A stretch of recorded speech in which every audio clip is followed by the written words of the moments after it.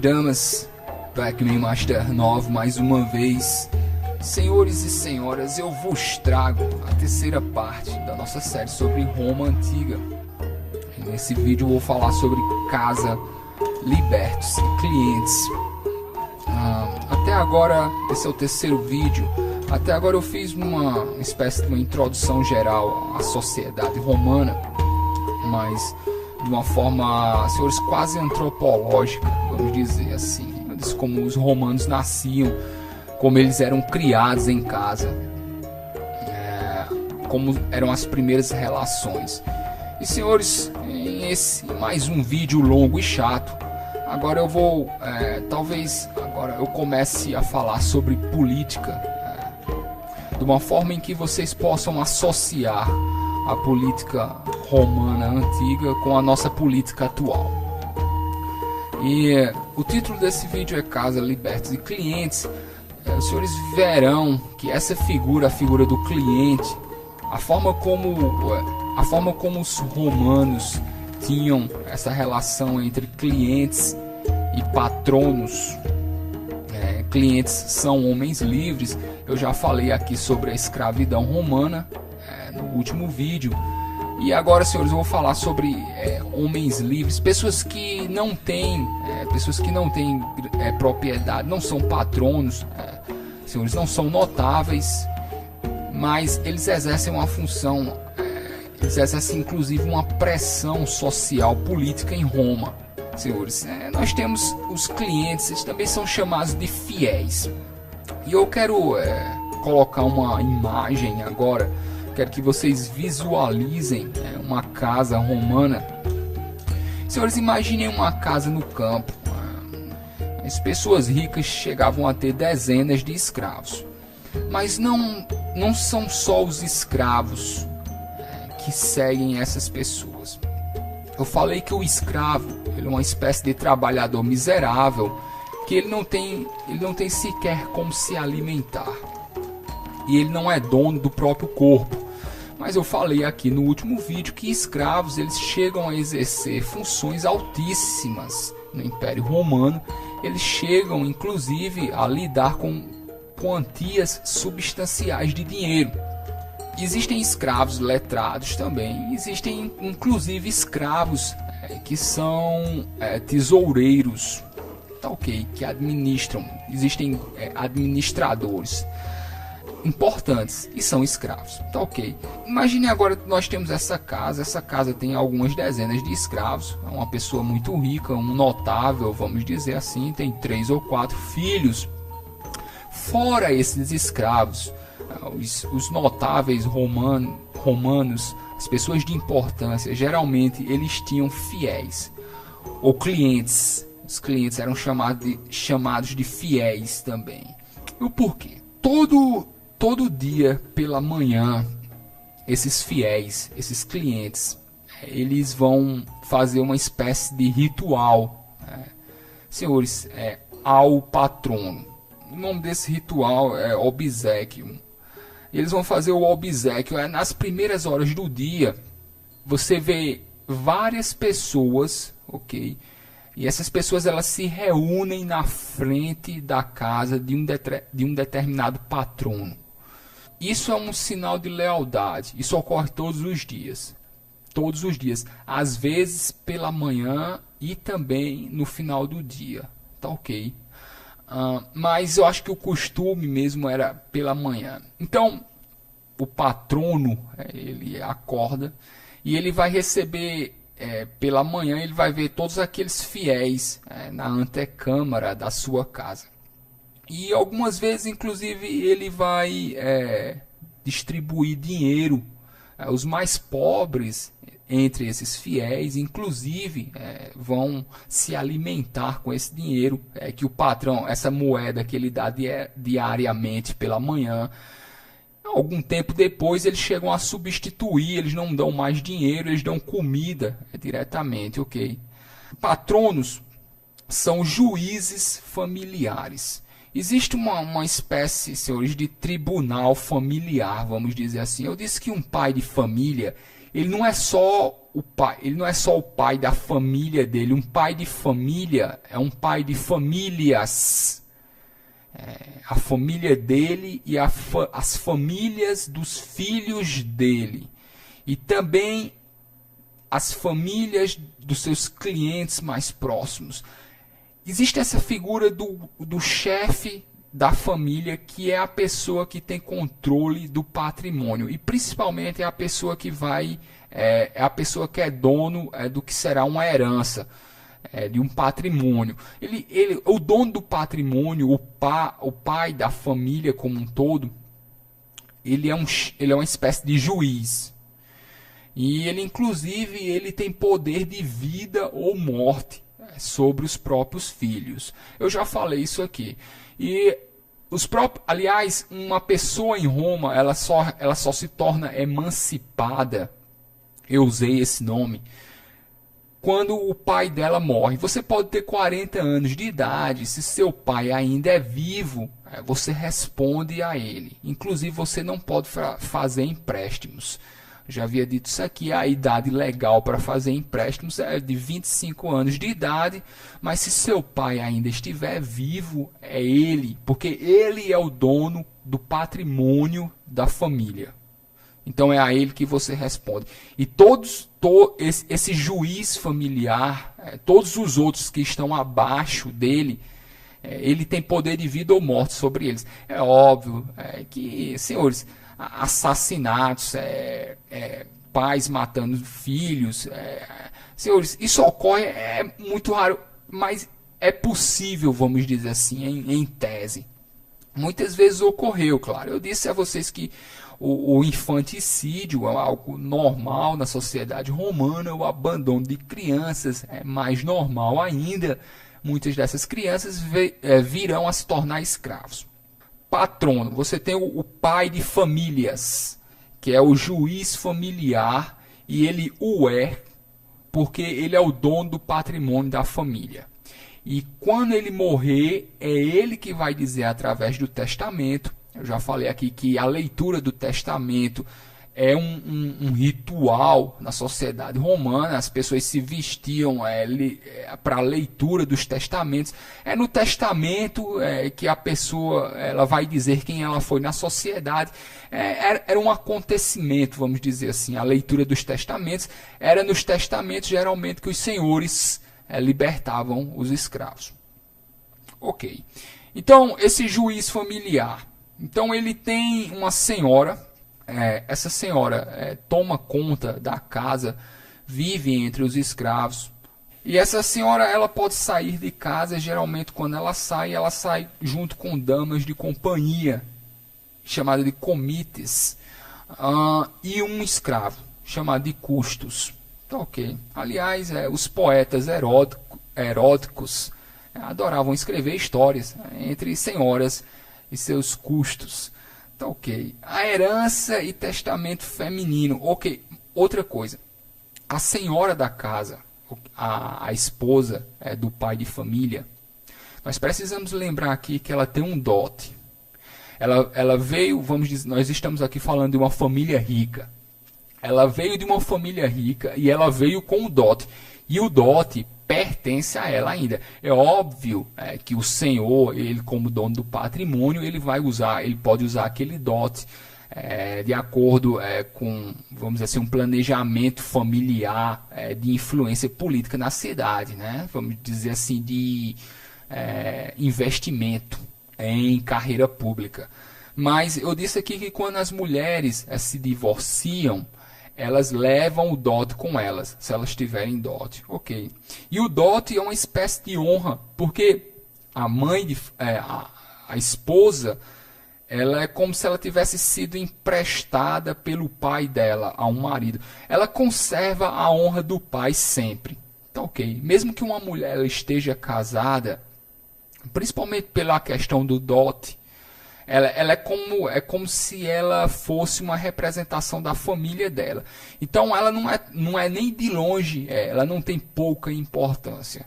Tá ok. Nós precisamos lembrar aqui que apesar da sociedade romana ser uma sociedade patriarcal, a esposa ela está representando o pai dela ali naquela família, inclusive com o dote dela, que pode ser levado caso ela se divorcie. Okay? Quando os esposos, quando os maridos morrem, nós temos a figura da viúva.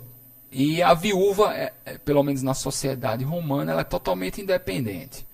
Ela não precisa se casar de novo. Tá ok? Se ela tiver um dote, possivelmente ela pode viver com um escravo. Ela vai ter o dote dela, ela não necessita casar.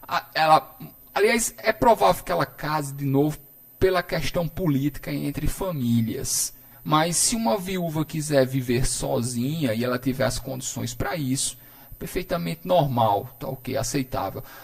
Eu disse aqui a questão dos cristãos, que quando os cristãos começaram a ganhar influência no Império Romano, eles não queriam que as viúvas se casassem de novo. Costume alienígena para os romanos. Casamento é uma função social, casamento é o que faz famílias interagirem entre si, e trocarem, unirem patrimônio para conseguir o que elas querem. Então é totalmente irracional na cabeça de um romano você não privilegiar o casamento e você não poder casar quantas vezes você quiser. Ok, questão política. Fora a figura da esposa, nós temos isso que nós conhecemos até hoje com o nome de concubina. E nós temos as concubinas. O que são essas mulheres?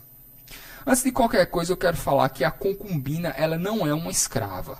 Ela é uma mulher livre. E a relação de concubinato ela é aceita legalmente em Roma. E ela não é mal vista de nenhuma forma.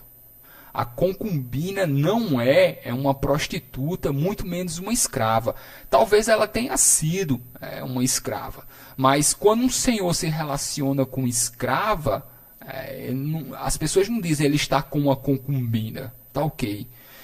Uma concubina é uma espécie de esposa não oficial. Por que muitas concubinas, aliás, elas se relacionam com uma única pessoa?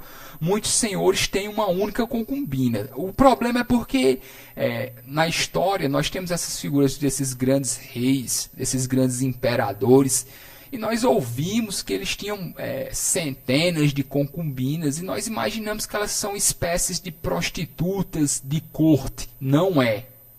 Tá ok. O concubinato entre pessoas comuns, quando eu digo pessoas comuns, eu estou dizendo, tirando esses grandes imperadores que tinham centenas em seus castelos, esses califas e tal, de uma forma geral, a concubina é quase uma espécie de casamento, que não pode se realizar por muitas questões. Muitas vezes por questões políticas entre famílias, mas isso não é visto com maus olhos, tá ok? Inclusive nós temos túmulos em que senhores, esposos, eles lembram suas concubinas e eles têm elas em altíssima consideração. Mais uma vez, o nosso olhar moderno sobre o concubinato é muito distorcido, principalmente na sociedade romana. Mais uma vez por causa dessas histórias que nós temos dos grandes reis e imperadores, que tinham várias. Mas isso não é nem de longe o comum. Mas de nenhuma forma a concubina é uma espécie de prostituta de corte, como a visão moderna nos legou. Tá ok? É uma espécie de casamento que não pode se realizar, mas ele existe de fato, vamos dizer. E alguns senhores depois de algum tempo eles chegam a casar com suas concubinas e as tornam esposas. Nós temos essa figura aqui do favorito. O que é o favorito? O favorito é uma criança, é uma espécie de escudeiro. E os senhores eles criam eles têm essas crianças ao redor deles, que eles são como se fossem crianças bonitinhas, que eles brincam com elas, eles mimam com elas, eles criam elas, até o momento, antes de aparecer o primeiro bigode. É engraçado, inclusive nós temos isso na cultura até hoje, do primeiro bigode. quando um pajem, quando um favorito, quando aparecia o primeiro bigode, não era mais bem visto entre a sociedade que ele continuasse naquela função. Tá, okay? Ele só pode continuar naquela função enquanto ele não se torna um homem. E ter o primeiro bigode, você já é um homem. Tá, ok? Por isso que até hoje existe essa espécie de, vamos dizer... até hoje nós dizemos, o primeiro bigode e tal, como se fosse uma espécie de passagem, né, para a vida adulta. Isso vem desde Roma. O que ocorria é que esses favoritos, essas crianças que são mimadas, quase como animaizinhos, ok? Eles servem os senhores, eles ficam ali do lado da mesa, os senhores brincam com eles, mais porque acham eles bonitos. Geralmente são crianças bonitas, ok? As pessoas falam que os senhores talvez venham a ter algumas relações, mas, senhores, ninguém deixa isso às claras, vamos dizer ainda. É púdico não falar sobre isso. Mas os senhores estão me compreendendo, ok? Então, alguns senhores têm vários pajens, mas sempre entre eles tem a figura do favorito. É quase um escudeiro. Tem aquela criancinha ali que fica do lado do senhor, ela coloca a bebida no copo dele. Agora, qual é a questão aqui? Muitos senhores usavam essa desculpa de terem seus favoritos porque eles, na verdade, estavam adotando filhos não legítimos. Então, muitos senhores tinham filhos com os escravos, tá ok? Então, às vezes, não se assumia aquela criança, mas se colocava ela dentro de casa, tá ok? Isso ocorria em Roma, isso ocorria muito aqui no Brasil colonial também.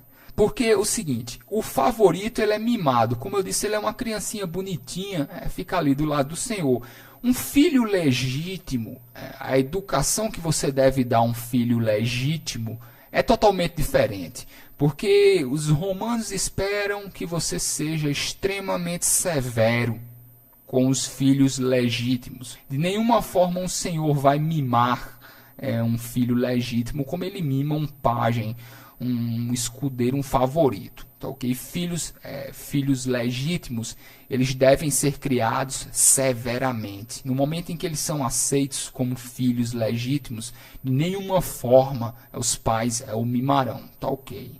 São educações totalmente diferentes. Então vocês veem aí que é muito diferente. Porque você me pergunta, por que um filho não é um favorito? E por que um favorito não? Entendeu? São formas diferentes de ver e de lidar com a criança. Muitos senhores têm filhos com suas concubinas. E, senhores, eu falei aqui que você compra escravos. Muitas vezes você compra os próprios filhos como escravos. Você não os legitima, você não os transforma em filhos legítimos. Mas como você sabe que eles são seus filhos, você pode chegar, você tem um filho com a concubina, você pode comprar ele como escravo, você pode manter ele perto de você, todo mundo sabe que ele é seu filho, ele não é seu filho legítimo, ok? E num determinado momento o pai vai dar a liberdade a ele, tá ok? Isso ocorre muito. Inclusive, eu vi relações de filhos que compram os pais. Então, existem pais que têm filhos não legítimos como escravos. Existem filhos que compram os pais. Vamos dizer, meu pai ainda é escravo. Mas vamos dizer que eu sou um liberto. Então, eu junto dinheiro e eu compro o meu pai como escravo. Tá ok? Isso ocorre também. Compra de libertos dentro da família. Né? Essas relações de escravidão na sociedade romana muito complicado para a nossa mente moderna, senhores, para a nossa visão moderna compreender isso. Mas eu falei aqui que é o seguinte, isso não tem nada a ver, mais uma vez, esqueçam a visão do século XIX. Tá ok? Eu falei aqui, escravos quer dizer que em algum momento da sua vida você não teve nada, ou você já nasceu escravo porque você era miserável. E alguma pessoa, algum senhor lhe tomou como escravo, lhe alimentou e tal. Então você deve isso para ele a vida inteira. Ele pode te dar liberdade, mas ele não é obrigado a fazer isso. Tá ok? Vamos dizer que um determinado senhor, ele vem a libertar um de seus escravos. e agora ele se torna um liberto. Possivelmente ele vai se tornar um fiel, um cliente do seu senhor. Então, mesmo ele tendo sido libertado, ele nunca deixa de dever fidelidade ao seu senhor. Jamais. Ok. E eu falei aqui, lembrem mais uma vez o seguinte: os escravos, eles recebem o sobrenome da família. Então, ele é um liberto, mas ele continua com o nome do senhor dele. Então, possivelmente, ele jamais deixará de circular pela casa do senhor, mesmo que ele não goste disso. Ok? Então, muitos libertos, eles são libertos legalmente, mas eles continuam devendo fidelidade aos seus senhores. Então, mais uma vez, a visão aqui da casa, em que você tem todo dia pela manhã, você tem aquela multidão de pessoas, de clientes e fiéis, senhores, muitos deles que foram escravos libertos, muitos deles são filhos dos seus escravos libertos. E muitos deles, senhores, são pessoas que estão procurando algum tipo de influência. Isso aqui é interessante, fazer essa diferenciação, porque existe dois tipos de clientes. Existe aquele cliente, existe aquele fiel que teve algum vínculo com a família e que foi libertado. Existe aquele cliente, aquele fiel, que deseja algum tipo de influência, então ele precisa de um patrono. Outra coisa interessante notar é que existe a figura do escravo. O escravo tesoureiro, que era um administrador, ele nunca jamais deixava de ser escravo. Isso é interessante. Por quê? Porque o Senhor queria manter a possibilidade de poder torturá-lo. E você poderia torturar um escravo. Os senhores, como eles achavam muito útil a possibilidade de você torturar uma pessoa que cuida do seu dinheiro, então eles jamais libertavam os seus escravos tesoureiros, tá ok? Para manter a possibilidade de torturá-los, caso viesse a ser necessário. Quem são os clientes?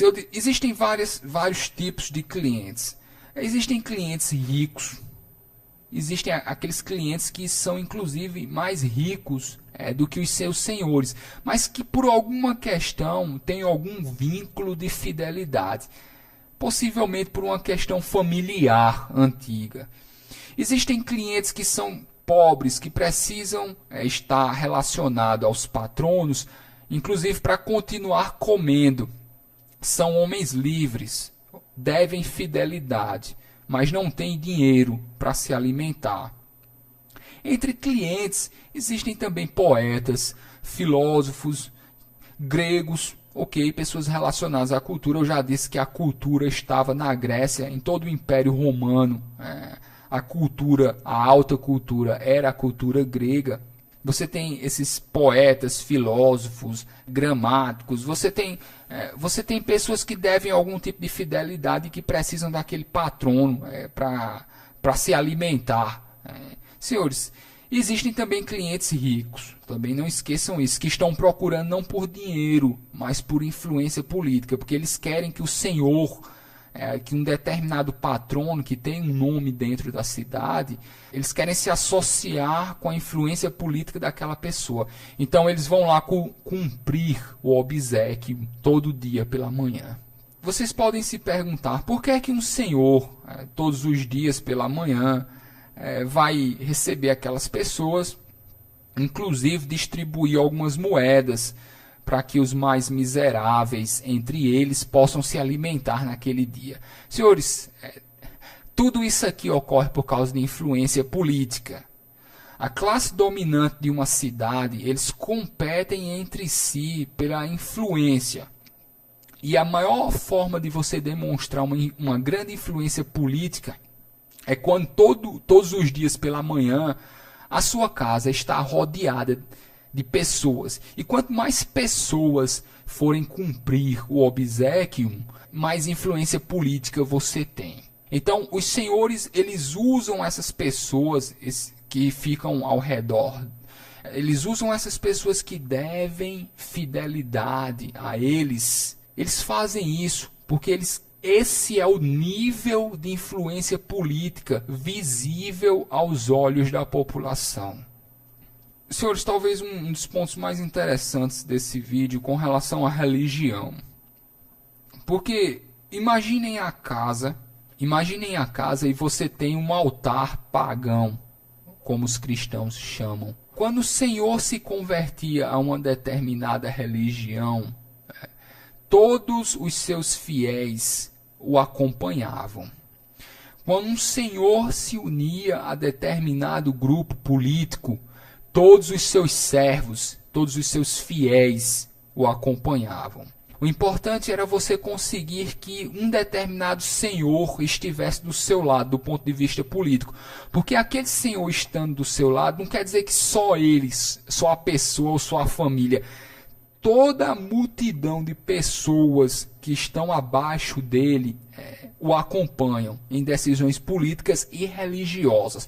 Quando o cristianismo começou a se tornar influente em Roma, muitos senhores abandonaram a religião romana e eles construíram essas capelas perto de suas casas. E todas aquelas pessoas que estavam ao redor dele passaram a professar aquele credo, aquela religião. Quando um determinado senhor se convertia, todo mundo abaixo dele acompanhava. Então vocês veem que a gente tem essa tradição até hoje de pequenas capelas. Que você tem essas casas do campo de famílias ricas. Até hoje existem costume entre as famílias religiosas de, além da casa grande, você ter uma capela. Isso vem desde Roma Antiga também.